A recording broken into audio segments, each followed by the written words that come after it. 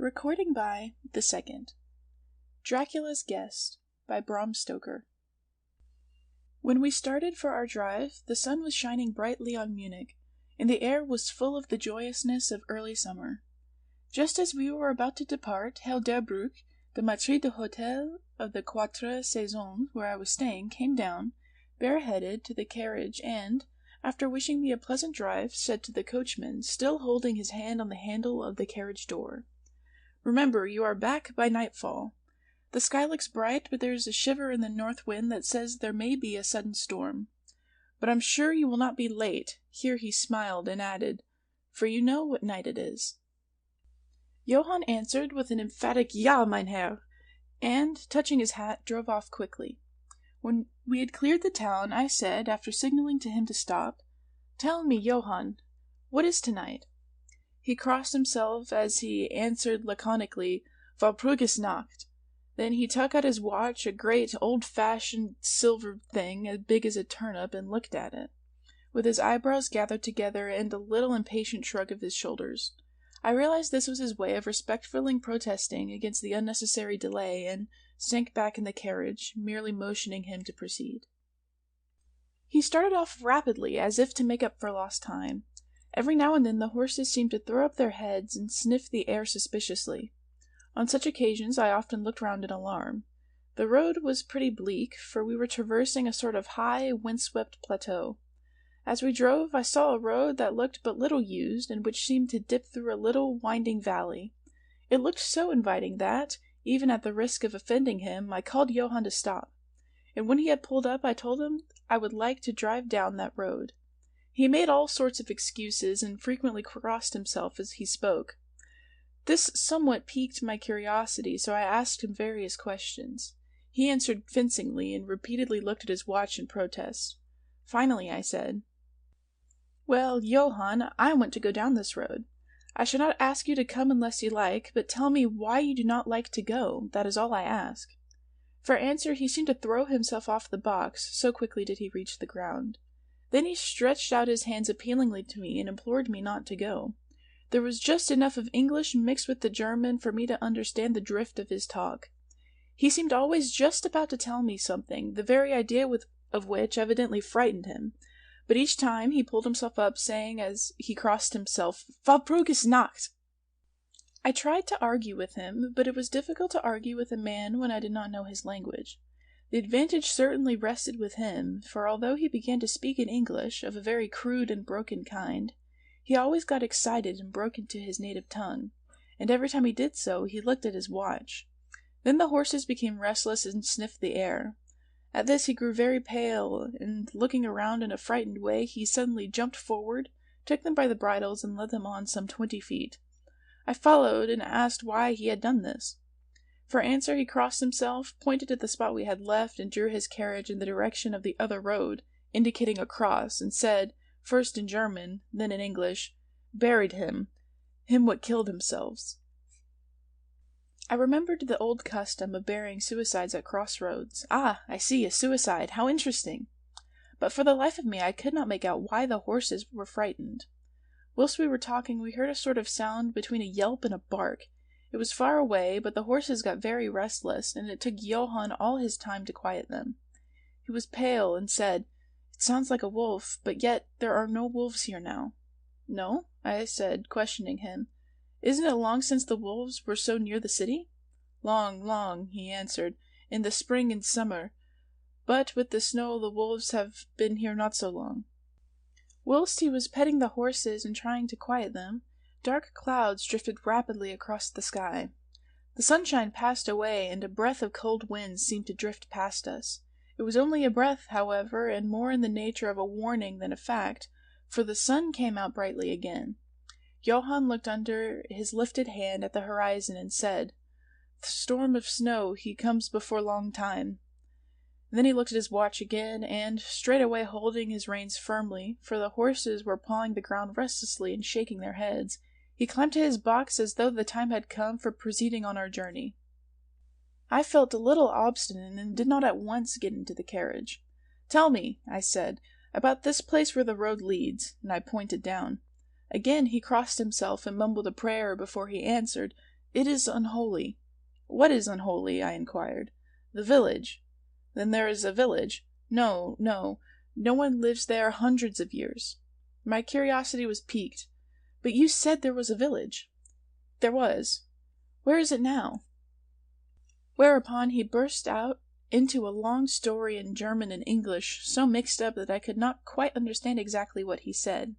But roughly I gathered that long ago, hundreds of years, men had died there and been buried in their graves, and sounds were heard under the clay, and when the graves were opened, men and women were found rosy with life and their mouths red with blood.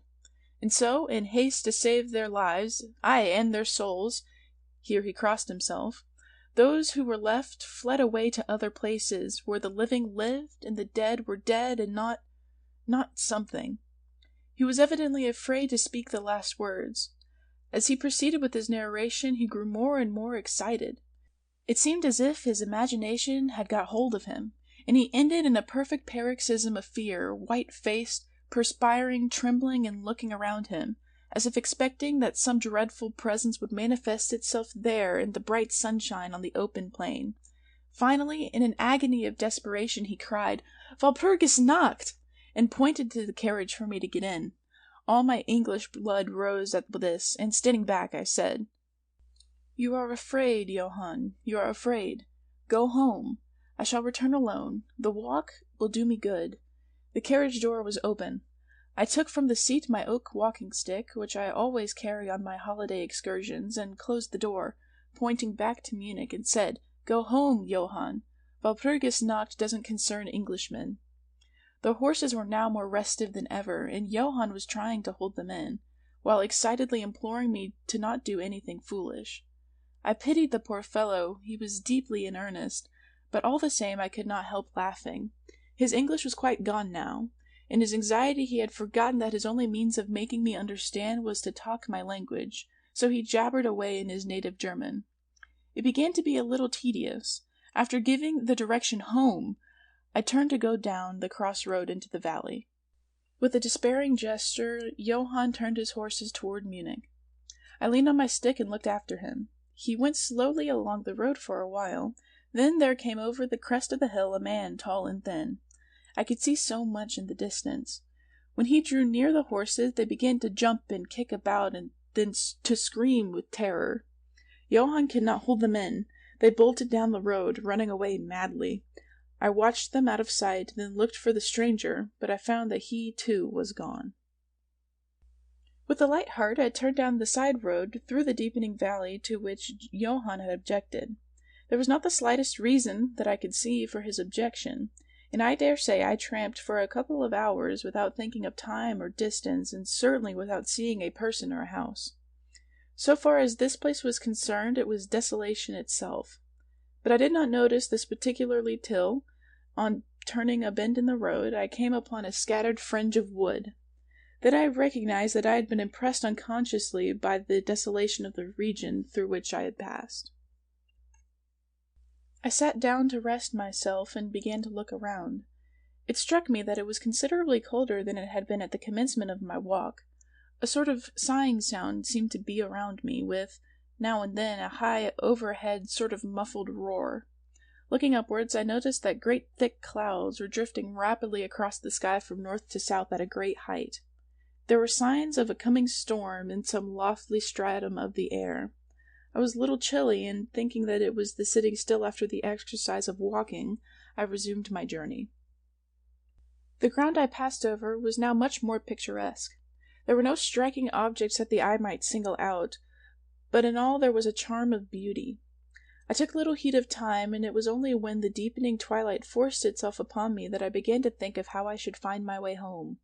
The brightness of the day had gone. The air was cold, and the drifting of clouds high overhead was more marked. They were accompanied by a sort of far-away rushing sound, through which seemed to come at intervals that mysterious cry which the driver had said came from a wolf. For a while I hesitated. I had said I would see the deserted village, so on I went, and presently came on a wide stretch of open country, shut in by hills all around.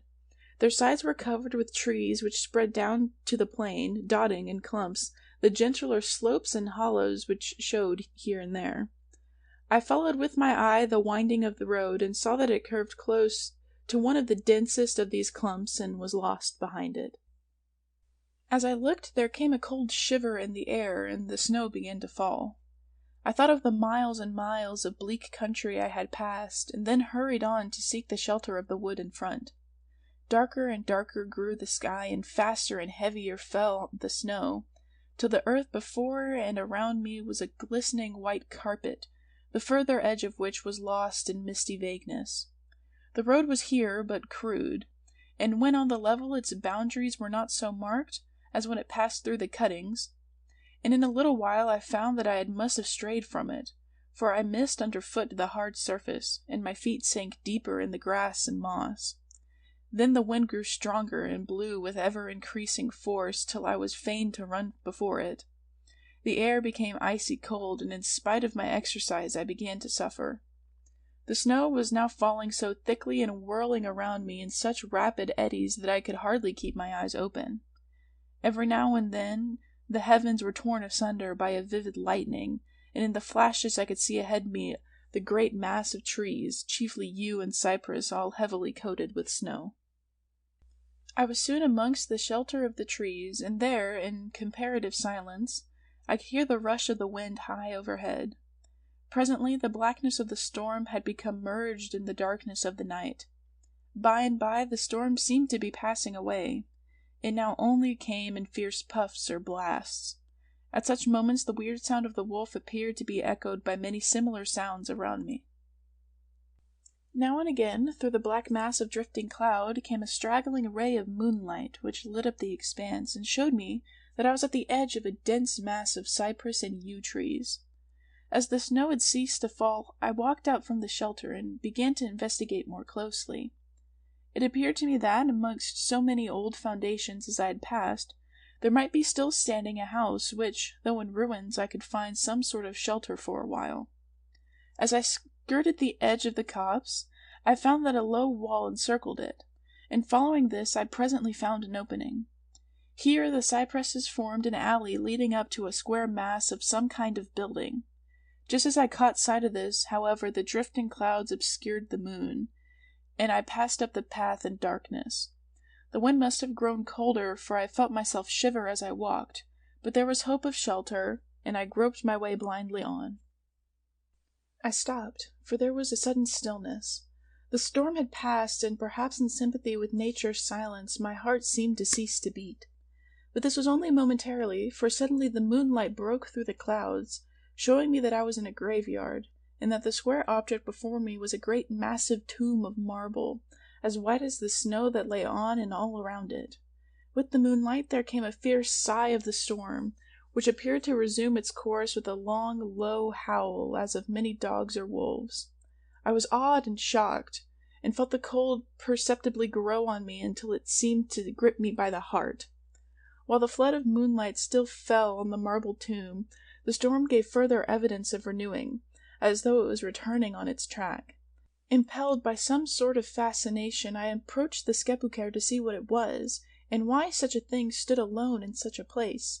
I walked around it and read, over the Doric door, in German, Countess Dollingen of Graz, in Styria, sought and found death, 1801. On the top of the tomb, seemingly driven through the solid marble, for the structure was composed of a few vast blocks of the stone, was a great iron spike or stake. On going to the back I saw engraven in great Russian letters, "The dead travel fast." There was something so weird and uncanny about the whole thing that it gave me a turn and made me feel quite faint. I began to wish, for the first time, that I had taken Johann's advice. Here a thought struck me, which came under almost mysterious circumstances and with a terrible shock. This was Walpurgis Night. Walpurgis Night, when, according to the belief of millions of people, the devil was abroad, when the graves were opened and the dead came forth and walked, when all evil things of the earth and air and water held revel. This very place the driver had specifically shunned. This was the depopulated village of centuries ago. This is where the suicide lay, and this was the place where I was alone, unmanned, shivering with cold in a shroud of sorrow, with the wild storm gathering again upon me. It took all of my philosophy, all of the religion I had been taught, all my courage, to not collapse in a paroxysm of fright. And now a perfect tornado burst upon me. The ground shook as though thousands of horses thundered across it, and this time the storm bore on its icy wings not snow, but great hailstones, which drove with such violence that they might have come from the thongs of Balearic slingers. Hailstones that beat down leaf and branch and made the shelter of the cypresses of no more avail than though their stems were standing corn. At the first I had rushed to the nearest tree, but I was soon fain to leave it and seek the only spot that seemed to afford refuge, the deep Doric doorway of the marble tomb. There, crouching against the massive bronze door, I gained a certain amount of protection from the beating of the hailstones, for now they only drove against me as they ricocheted from the ground and the side of the marble. As I leaned against the door, it moved slightly and opened inwards. The shelter of even a tomb was welcome in that pitiless tempest, and I was about to enter it, when there came a flash of forked lightning that lit up the whole expanse of the heavens. In the instant, as I am a living man, I saw, as my eyes were turned into the darkness of the tomb, a beautiful woman, with rounded cheeks and red lips, seemingly sleeping on a bier. As the thunder broke overhead, I was grasped as by the hand of a giant and hurled out into the storm. The whole thing was so sudden that, before I could realize the shock, moral as well as physical, I found the hailstones beating me down. And at the same time I had a strange, dominating feeling that I was not alone. I looked towards the tomb. Just then there came another blinding flash, which seemed to strike the iron stake that surmounted the tomb and to bore through the earth, blasting and crumbling the marble as in a burst of flame. The dead woman rose for a moment of agony, while she was lapped in the flame, and her bitter scream of pain was drowned out in the thunder crash. The last thing I heard was this mingling of dreadful sound, as again I was seized in the giant grasp and dragged away, while the hailstones beat on me, and the air seemed reverberant with the howling of wolves. The last sight that I remembered was a vague, white, moving mass, as if all the graves around me had sent out the phantoms of their sheeted dead, and that they were closing in on me through the white cloudiness of the driving hail. Gradually there came a sort of vague beginning of consciousness, then a sense of weariness that was dreadful. For a time I remembered nothing, but slowly my senses returned. My feet seemed positively racked with pain, yet I could not move them. They seemed to be numbed. There was an icy feeling at the back of my neck and all down my spine, and my ears, like my feet, were dead, yet in torment. But there was in my breast a sense of warmth which was, by comparison, delicious. It was as a nightmare, a physical nightmare, if one may use such an expression, for some heavy weight on my chest made it difficult for me to breathe. This period of semi-lethargy seemed to remain a long time, and as it faded away I must have slept or swooned. Then came a sort of loathing, like the first stage of seasickness, and a wild desire to be free from something, I knew not what. A vast stillness enveloped me, as though all the world were asleep or dead, only broken by the low panting of some animal close to me. I felt a warm rasping at my throat, then came a consciousness of the awful truth, which chilled me to the heart and sent the blood surging up through my brain. Some great animal was lying on me, and now licking my throat. I feared to stir, for some instinct of prudence bade me lie still, but the brute seemed to realize that there was now some change in me, for it raised its head. Through my eyelashes I saw above me the two great flaming eyes of a gigantic wolf. Its sharp white teeth gleamed in the gaping red mouth, and I could feel its hot breath fierce and acrid upon me. For another spell of time I remembered no more. Then I became conscious of a low growl, followed by a yelp, renewed again and again. Then, seemingly very far away, I heard a holla, holla, as of many voices calling in unison. Cautiously I raised my head and looked in the direction whence the sound came, but the cemetery blocked my view. The wolf still continued to yelp in a strange way, and a red glare began to move around the grove of the cypresses, as though following the sound. As the voices drew closer, the wolf yelped faster and louder. I feared to make either sound or motion. Nearer came the red glow over the white pall which stretched into the darkness around me. Then, all at once, from beyond the trees, there came at trot a troop of horsemen bearing torches. The wolf rose from my breast and made for the cemetery. I saw one of the horsemen, soldiers by their caps and their long military cloaks, raise his carbine and take aim. A companion knocked up his arm, and I heard the ball whiz over my head. He had evidently taken my body for that of the wolf. Another sighted the animal as it slunk away, and a shot followed. Then, at a gallop, the troop rode forward, some towards me, others following the wolf as it disappeared amongst the snow-clad cypresses. As they drew nearer, I tried to move, but was powerless, although I could see and hear all that went on around me. 2 or 3 of the soldiers jumped from their horses and knelt beside me. One of them raised my head and placed his hand over my heart. "Good news, comrades," he cried. "His heart still beats." Then some brandy was poured down my throat. It put vigor into me, and I was able to open my eyes fully and look around. Lights and shadows were moving along the trees, and I heard men call to one another. They drew nearer, uttering frightened exclamations, and the lights flashed as others came pouring out of the cemetery pell-mell like men possessed. When the further ones came close to us, those who were around me asked them eagerly, "Well, have you found him?" The reply rang out hurriedly, "No, no, come away, quick, quick! This is no place to stay, and on this of all nights." "What was it?" was the question, asked in all manner of keys. The answer came variously and all indefinitely, as though the men were moved by some common impulse to speak, yet were restrained by some common fear from giving their thoughts. It, indeed," gibbered one whose wits had plainly given out for the moment. "A wolf, and yet not a wolf," another put in shudderingly. "No use trying for him without the sacred bullet," a third remarked in a more ordinary manner. "Serve us right for coming out on this night. Truly we have earned our 1,000 marks," were the ejaculations of a fourth. "There was blood on the broken marble," another said after a pause. "The lightning never brought that there, and for him, is he safe? Look at his throat. See, comrades, the wolf has been lying on him and keeping his blood warm."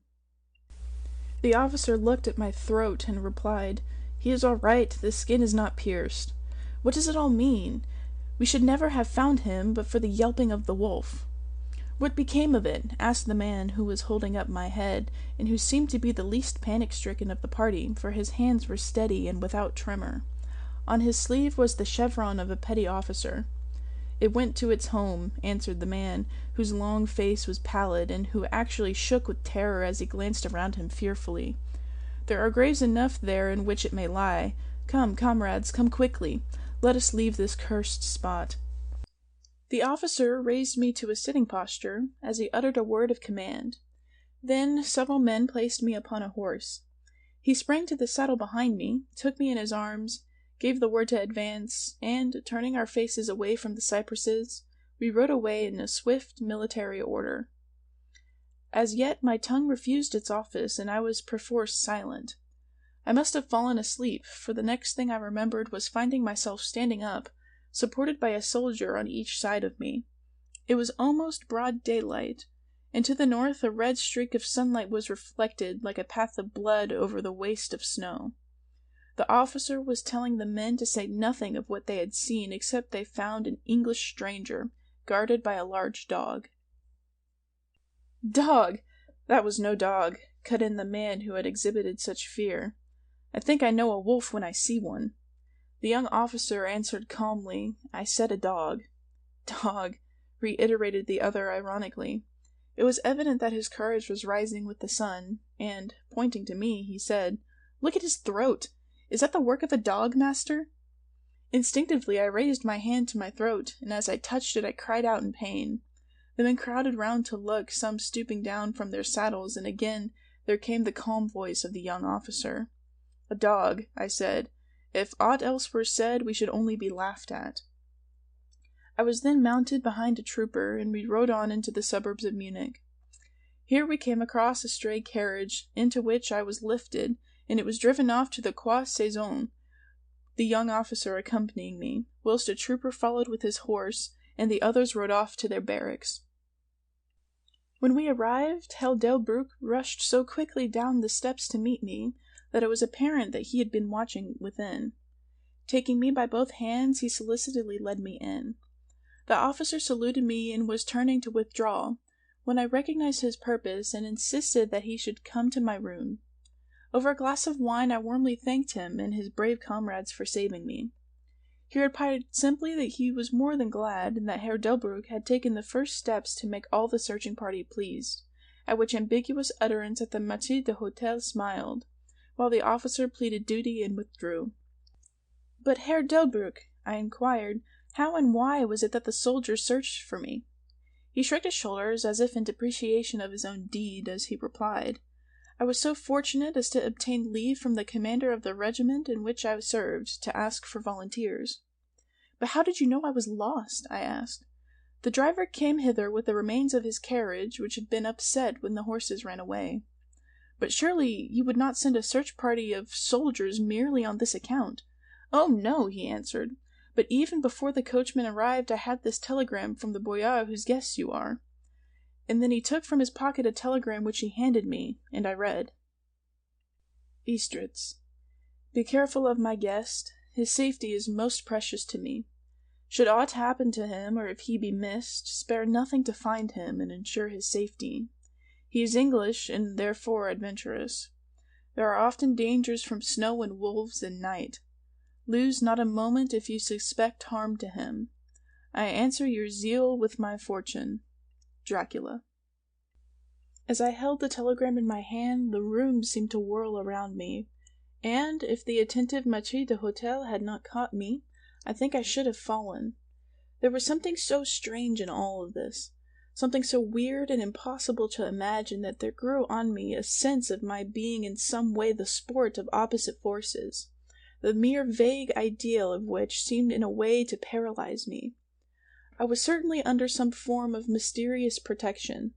From a distant country had come, in the very nick of time, a message that took me out of the danger of the snow-sleep and the jaws of the wolf. End of Dracula's Guest